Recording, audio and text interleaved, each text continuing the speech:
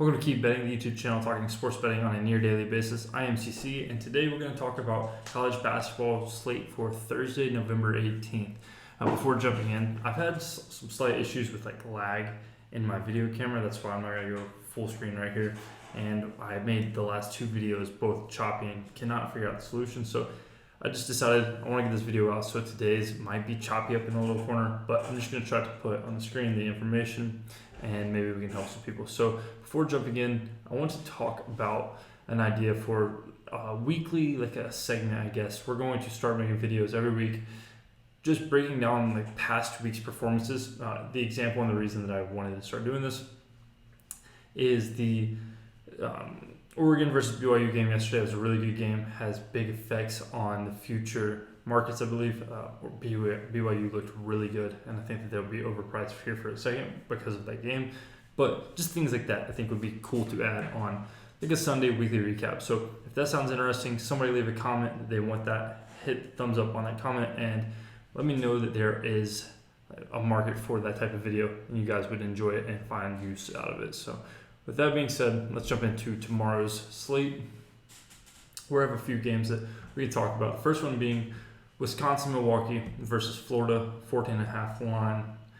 I don't really have a lean on the game in particular. I just want, and my hope for the market itself would be that Florida blows out Milwaukee. So Milwaukee is a team that we bet the first game of the season. They did really well. They played a really good Eastern Kentucky last game, and they lost. I believe the spread was 4, so it stayed close. And then a Florida game before seeing teams that they should be able to beat. So I'm wanting them to get another loss under the belt here, maybe get a little disrespected, and be able to get a better number when they play the teams like Bowling Green, Alcorn State, Youngstown State. The teams like this that I believe they're significantly better than.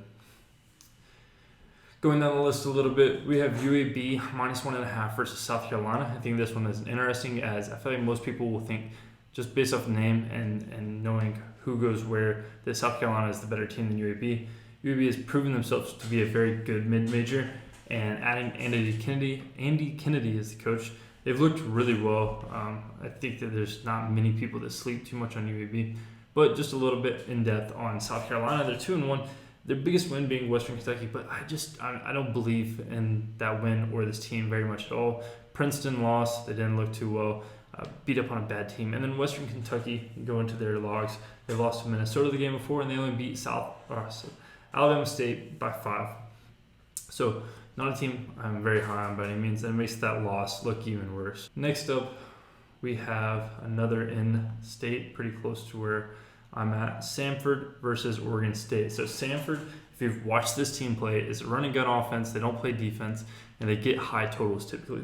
That said, this year they've shot really bad. 55 versus San Francisco, 86 and 99 versus two no-name schools, which sounds good, but 86 versus Spring Hill. This is a team who they should score significantly more than 86 on. 133 when they played an unranked school here, 98 in the games last year. So they should have scored more. I've watched these games. I watched the San Francisco game, and I was not impressed at all by the offense. That said, they're at their absolute floor. So I think 21st in tempo at their absolute floor. If this game can go under, it would be great so that we can bet on Sanford overs in the future. But for 137.5, I don't have much of a lean. Sanford has to prove themselves first. But I think that in the future, Sanford overs is going to be quite interesting of a look. Going into the final one that I saw any merit in looking into too deep was Nevada versus San Francisco. And this is one that is similar to a tweet that I saw, I believe, 2 days ago from Plus EV Analytics. And it was, you want your numbers when originating numbers, you want your numbers to be close enough to the market that it has any kind of value. Like you can see that what you're doing works, but far enough differential to be a discrepancy where you believe you can bet at an edge. And this game epitomizes that for me. I think that Nevada was a 2.5 point underdog in my model. So for it to be 8.5 and 9, it's just really strange. I don't know if I'm missing out on something or what the problem is. And so that type of discrepancy, I kind of get scared and I lay away from. There's a few other good games going on tomorrow. I believe St. Bonaventure versus Boise State is tomorrow, and that should be a really good game. The spread currently is 7.5. And I had it at 5, so I lean Boise State there. It'll be a really good game. Penn versus Utah State. Penn is 2-2, but I think 9.5 points is too much here. I would lean towards the underdog again here.